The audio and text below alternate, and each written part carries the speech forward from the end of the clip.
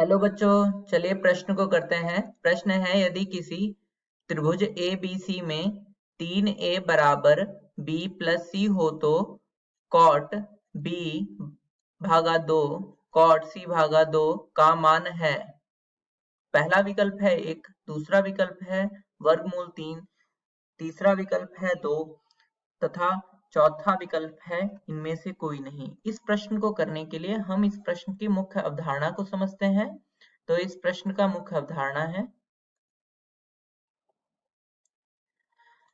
अगर कोई त्रिभुज है ABC तथा उसकी जो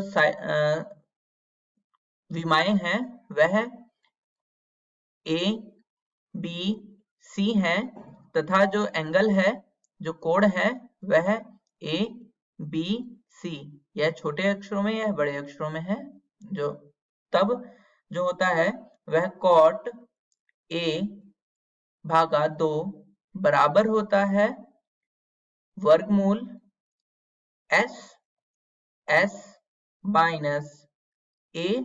यहाँ पर ये साइड वाला A है, मतलब भुजाओं वाला A है, तथा S minus B S minus C।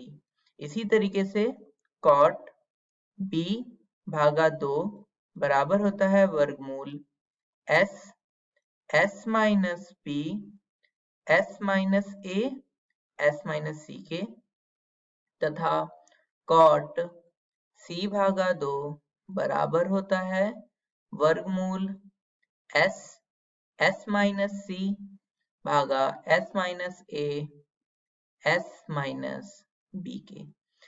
यहाँ पर S जो है वह अर्ध परिमाप होता है त्रिभुज का, जो कि बराबर होता है A plus B plus C भागा 2 के, अर्थात 2S जो बराबर होता है वह बराबर होता है A plus B plus C के।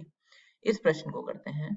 तो इस प्रश्न में हमें cot B भागा 2 गुणा cot C भागा 2 की मान ज्ञात करना है। तो cot B भागा 2 गुणा cot C भागा 2, तो यह इसका मान होगा cot, तो इसका मान हो जाएगा cot B भागा 2 का मान लिख लेते हैं S minus B S minus A और S माइनस C वर्गमूल में गुणा S minus C S minus A और S माइनस B, यह हो जाएगा। अब वर्गमूल हम एक साथ लिख लेते हैं, तो यह वर्गमूल एक साथ लिखने पर यह हो जाएगा S माइनस P और इंटू S माइनस C भागा S minus A S minus C S minus A S minus B। S minus B से यह S माइनस B कट जाता है, तथा S माइनस C से यह S माइनस C कट जाएगा। यहाँ पर S स्क्वायर S का वर्ग तो भागा S माइनस A का वर्ग का वर्गमूल पूरे का, तो जो कि यह बराबर हो जाएगा यहाँ पर, तो यह बराबर हो जाएगा तो S भागा S माइनस A के। अब हम जानते हैं S क्या होता है, जो यहाँ पर जो S है वो A प्लस B भागा 2 है, तो हम इसको लिख लेते हैं या ऊपर नीचे 2 से गुणा कर लेते हैं, तो 2S भागा 2S माइनस 2A हो जाएगा। तो 2S का मान यहाँ रख लेते हैं, तो A plus B plus C भागा A plus B plus C minus 2A, तो यह हो जाएगा A plus B plus C भागा B